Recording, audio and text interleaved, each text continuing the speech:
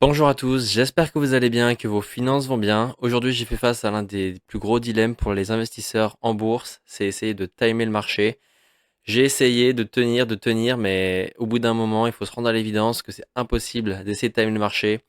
Donc, aujourd'hui, on va parler d'une notion très importante en investissement, time in the market beats timing the market. On va voir qu'est-ce que ça veut dire, mais avant tout, on se retrouve dans mon PEA pour vous montrer qu'est-ce que j'ai acheté. Donc, c'est très simple, très efficace. J'ai un PEA, donc un plan d'épargne action qui est censé, à la base, me permettre d'investir dans des entreprises européennes et d'avoir la défiscalisation au bout de 5 ans. Donc, c'est un truc spécifique pour les Français, hein. Et il y a soit cette alternative, soit le compte titre ordinaire qui permet d'investir dans les marchés étrangers, dans les entreprises étrangères directement aussi. Mais par contre, vous avez des taxes sur les plus-values que vous réalisez de 30%. Sur le PEA ici que vous voyez, ça sera normalement dans 5 ans 17,2% uniquement. Donc c'est pour ça que je le remplis un petit peu aussi pour essayer de profiter de cet avantage fiscal. Mais on verra si vraiment c'est si rentable que ça. En tout cas, moi j'ai fait simple et efficace. J'ai deux paniers d'actions uniquement dans mon PEA. Et malgré le fait qu'il ait été créé pour investir dans les entreprises européennes, j'ai tout placé dans des paniers d'actions américains. Alors, pas forcément que américain. Ici, il y a un MSCI World Swap, donc ça me permet d'investir dans le monde entier. Mais j'ai aussi un Nasdaq 100. Donc là, c'est les 100 plus grandes entreprises technologiques américaines. Et donc là, quand on regarde ce portefeuille, je dois être à 80-85% exposé aux États-Unis. Donc c'est quand même très axé. Donc c'est très agressif comme portefeuille. J'ai 2600 € d'investis dans le Nasdaq 100. Donc là, je suis très exposé à la tech américaine, hein, tout simplement.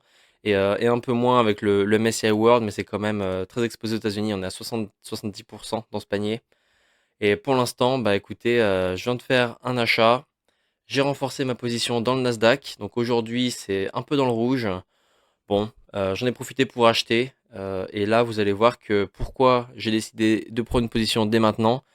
Et bah tout simplement parce que je peux plus attendre, j'en ai marre d'attendre. Si on regarde les performances à 6 mois, regardez, ça fait que de monter. Donc au bout d'un moment, je peux attendre, mais je suis en train de louper aussi cette hausse.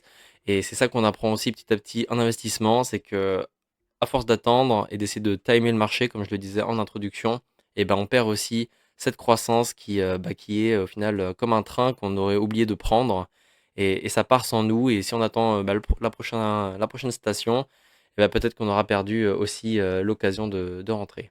Pour vous montrer exactement combien j'en ai acheté et à combien, on se retrouve dans mes ordres. Et là, on voit que j'ai passé un ordre de 17 morceaux de ce panier à 81,87 €. Donc on va suivre ça. Je vous tiens au courant, bien sûr, hein, sur les plus-values, sur la croissance ou décroissance, on verra.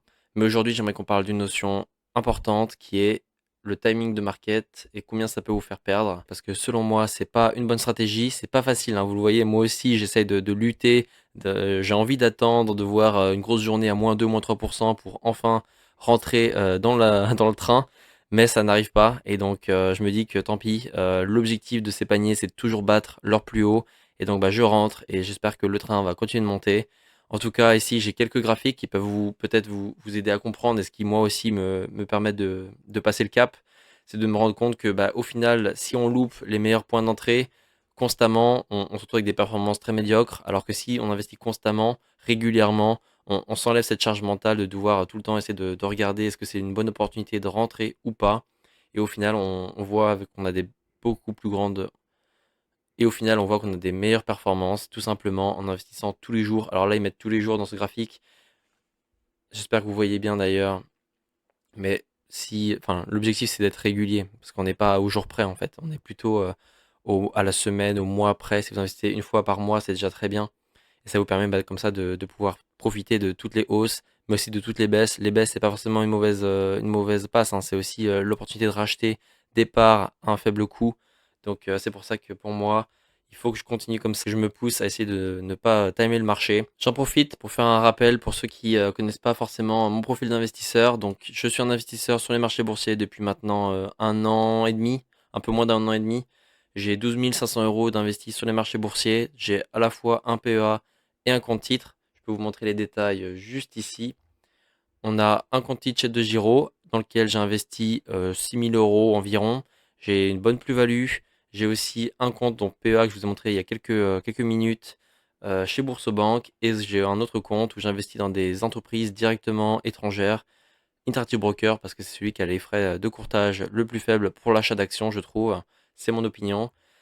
Et je passe par cette plateforme Finery pour avoir une vision d'ensemble de tous mes investissements. C'est pratique pour vous de voir bah, où est-ce que j'en suis dans mon parcours d'investisseur. C'est pratique pour moi aussi pour voir si je vais dans la bonne direction, pour voir si je suis capable d'assumer ma diversification à 92% aux États-Unis, aussi pour suivre ma stratégie à dividende qui n'est pas du tout lancée pour l'instant. J'avais commencé comme ça, mais je me suis résorbé vers plutôt une stratégie de croissance et c'est pour ça que j'ai autant d'exposition aux États-Unis. Voilà pour le rappel, pour ceux qui ne me connaissaient pas. Pour ceux qui n'ont toujours pas commencé à investir et qui se posent des questions, pareil pour ceux qui ont besoin d'une plateforme de suivi, il y a des liens de parrainage avec les avantages dans la description. Je vous tiens au courant, prenez soin de vous et de vos finances. À bientôt.